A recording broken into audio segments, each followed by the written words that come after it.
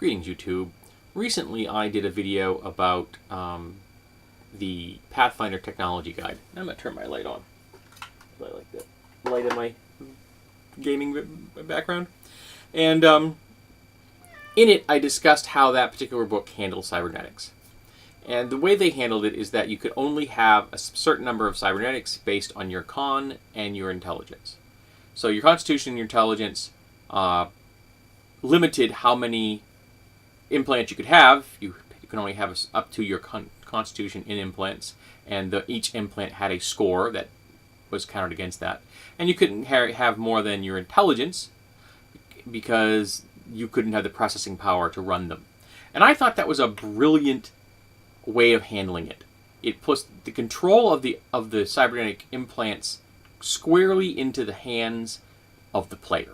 If you want a character that has a lot of implants, then by gosh and by God, you can build your character from day one with that in mind. And for example, if you wanted to play a rogue character that had 2 artificial arms, that had 2 short swords built into them as weapons, so you never ever have to worry about being disarmed, and you are going up the 2 weapons feat tree, you're all set. You're golden. You're going to have enough within your normal score for your con to pull that off, and your intelligence will be high enough, your average. You may not be able to have many things beyond that, but if that's what you want, then you can do it. And I think it's completely appropriate for that character. And if you want to build a character that's really cybered to the max, not only could you do that, but there was also a archetype for playing a technical cyborg type warrior, because I love the Pathfinder archetypes. They're beautiful things. And I loved this idea far more than the way other cybernetic games have handled this in the past, where often it's counted against your humanity. Whereas as you put more pieces of cybernetics into your system, you become essentially less and less human. And I never liked that model. My mother has 2 artificial hips, an artificial knee, a pacemaker / defibrillator in her chest, and wears hearing aids in either ear. Alright? If she could, she would have permanent implants that would solve this problem. Does that make her less human than she was 10 years ago? No, it doesn't. Is Stephen Hawking less human because he relies heavily on machines to keep him alive and allow him to move around the world and communicate with people? No, he's not less human. Someday we're going to be able to copy the software inside our skulls, and we're going to be able to download people into the Matrix. Are they going to stop being human? No, they won't. And someday we're going to have artificial intelligence software which is as truly sapient as we are. Are they going to lack humanity? I bloody well hope they don't. So I have never liked that model. I always thought it was horrible. It was punishing people for using a game mechanic that was really cool and built into the game. It's essentially saying, if you want to use this game mechanic, sorry, we're going to punish you. That's why I don't like systems that punish people for using their abilities like mages. I'm sorry, if you use that power, we're going to sap your resources away until at the end of the day, you're falling down on your face because you use the ability that your class is built around. Don't like that. That's why I prefer the PowerPoint mechanics from the Psionic rules in Pathfinder or 3.5. The separate pool that has nothing to do with your biological functions, your ability to think and feel and act and move around. Even though there are game features that would allow you to tap into your biological system to fuel your powers if you really got desperate.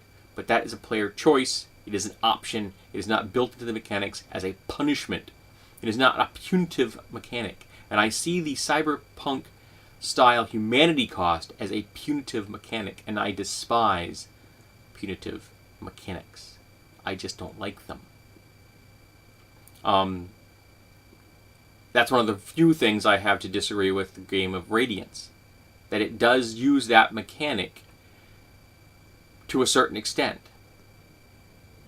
It doesn't completely knock you all the way down, but it does take away from your available resources. That's always kind of bothered me. And I kind of wish that mechanic wasn't there, or there were a better option for alleviating it. maybe having a separate point of pools to run your powers and keeping the standard pool points that are currently available, your vitality points, around as your temporary hit points. And then you have your hit points, which are your con score, essentially. Not your con score, but the score you have as a race. Halflings have very few hit points, and half-orcs and warforged and such have a lot of hit points, which makes sense. They're big, tough creatures. But I don't like punitive skills or the punitive systems. I just don't enjoy them. When I ran Cyberpunk, I never used those mechanics against players, ever. When I played a heavily cybered character, he wasn't a full conversion, but he was probably on his way to that if the campaign had lasted. I played him as being insane, but it had nothing to do with his cybernetics. His mental instability had to do with the fact that he had never processed the grief and the death of his brother. And instead of processing that grief and moving through it and past it, he buried it. And he covered himself in cybernetics as a literal piece of armor between himself and the world around him. He had a skill chip slot, which is very common in Cyberpunk. And the character would have these chips that would have 100 hours, which seems ludicrously small now, in retrospect, but 100 hours of music on it. And it would be nothing but speed metal, black metal. And he would put this chip in there, and it would run 24 hours a day.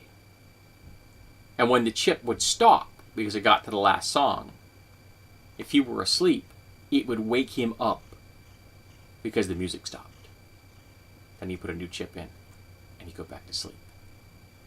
He was insane, but his insanity had nothing to do with his cybernetics. His insanity had to do with the character. And punishing him for having cybernetics, to my mind, would be just vindictive. You're saying, here's this really cool thing right here. I'm going to dangle it right in front of you.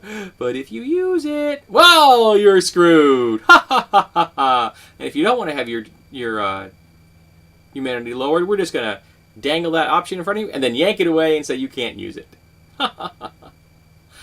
That's not a good GM, and it's not a good system. If you're going to give somebody an option, let them use it. So, I'm opening this up to conversation. I want to know, what is your favorite system out there amongst all the available systems that have handled cybernetics? How do you think it's handled best? Do you like the mechanic I've described that was from the technology guide, wherein it's limited by your con and your intelligence, so you can build your character around that ideal? Or do you like punitive cybernetics? Do you like the idea that building machines into your body makes you less than less human? Then how do you explain people in the real world who have machines keeping them alive? Is the implication that they are less human? Because I'm not comfortable with that. I am comfortable, however, in reading your comments. Because most of the time when it comes to gaming-related things, they're often really darn interesting.